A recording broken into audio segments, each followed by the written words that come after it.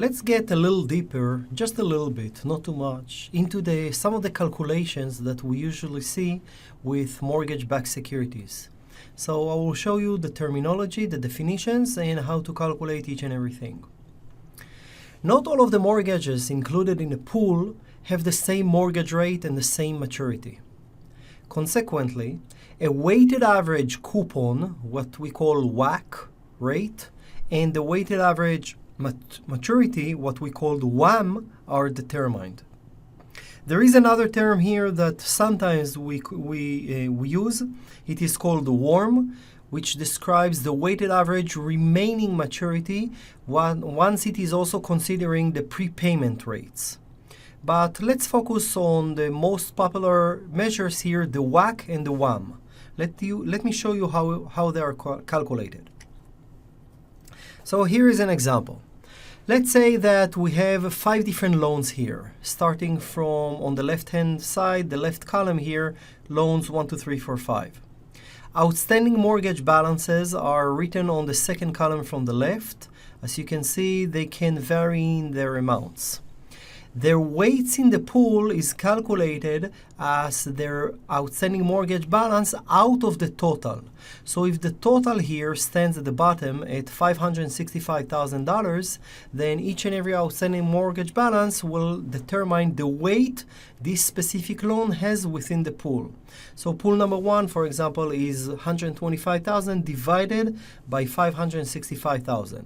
Pool number 2, loan number 2 is $85,000 divided by the same total amount of $565,000, and so on. So this is column number 3, the weight within the pool. The mortgage rate is the rate that the pool will collect the mortgage, and this is simply determined based on the types of the mortgages that are within each and every pool. So we have them, and the months remaining for each and every loan are also known in advance, because each and every loan can be taken at different points in time and can last for different amounts of years and months. Okay, but since the payments are done monthly, then we simply record the months that are remaining for each and every loan. Now, the WAC, which is the weighted average coupons, what we do here, we simply multiply the weights of the pool times the payments that we expect. So take a look at that. The weights in the pools are in the third column, while the coupons are written as 7.5%, 7.20%, 7%, 7.80%, and so on.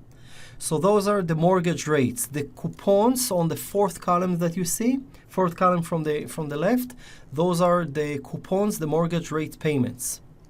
So we just multiply the weights in each and every pool times the coupons, plus the weights times the coupon, plus the weights times the coupons, plus the weights times the coupon, plus the weights times the coupon, plus the weights. No, that's a total. That's it. And eventually we get the WAC, the weighted average coupons. In this case, this entire pool will have a WAC of 7.28%. Pretty simple. What about WAM, weighted average maturity?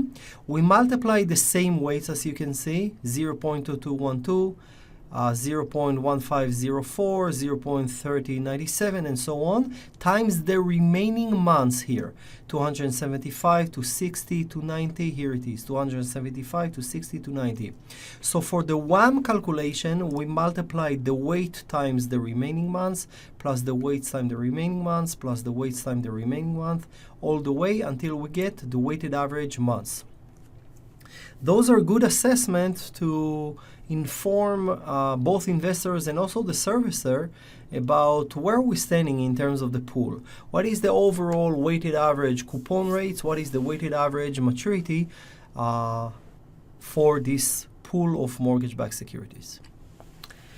The pool factor indicates the percentage of the initial mortgage balance still outstanding.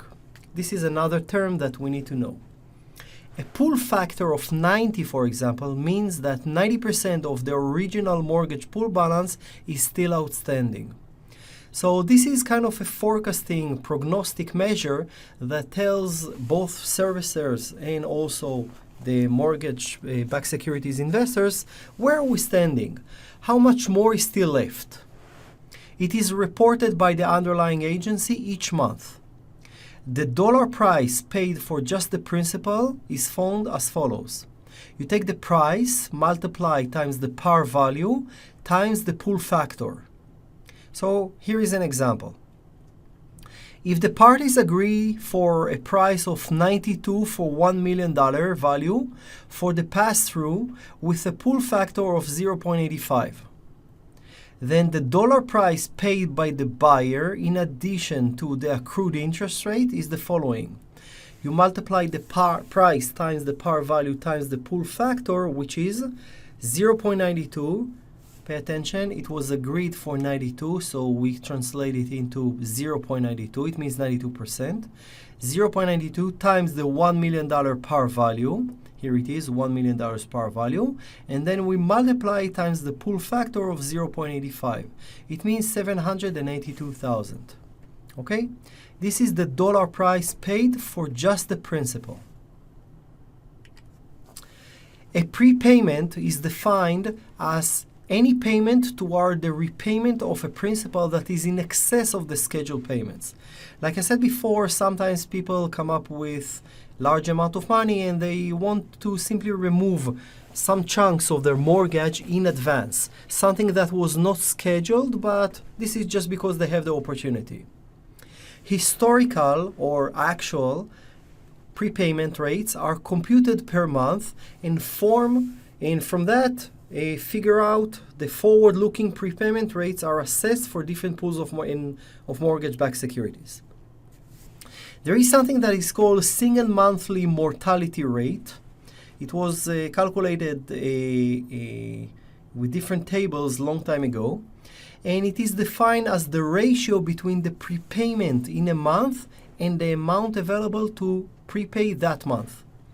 So the SMM, the single monthly mortality rate per month T, at month T, specific month T, is defined as the following ratio. It is the prepayment in month T divided by the beginning mortgage balance for this month minus the scheduled principal payment in month T. In other words, the denominator is what you begin with and minus what you are started to pay, what is scheduled to pay. In other words, this is the excess payments. This is called single monthly mortality rate, the SMM, and we're going to use it. Market participants are more used to talk about prepayment rates per year.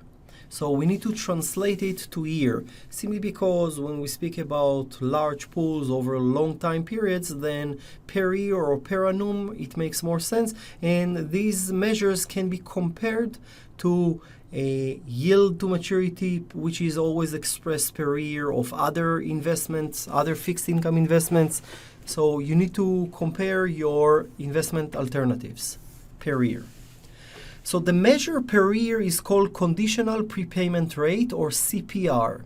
CPR will take the SMM and annualize it. So CPR is doing the following. The formula for CPR, the conditional prepayment rate, is 1 minus, and then we do 1 minus the SMM to the power of 12. In other words, the SMM, let me go back, the SMM, the single monthly mortality rate, will determine the prepayment rates here, the prepayment in month T. So 1 minus that is what is not the prepayment, what is paid on schedule. To the power of 12 will translate it from monthly to annually, and 1 minus that will determine, back again, the conditional prepayment rate per year. After a little algebra, not too much, you can see that we can shift the 1 minus to the left-hand side. It will become 1 minus CPR. So it is 1 minus the SMM to the power of 12 is equal to 1 minus CPR. Or if you want also to continue, you can raise both sides to the power of 1 over 112, the reciprocal of 112. This will eliminate the exponent here and put 1 over 12 here, and then just do the 1 minus, shift it to this side, so it will be SMM is equal to 1 minus CPR to the power of 1 over 12. So you can play between the two measures by translating SMM to a CPR or a CPR to an SMM. But in any event, it is only one formula. After that, it's just a simple algebra.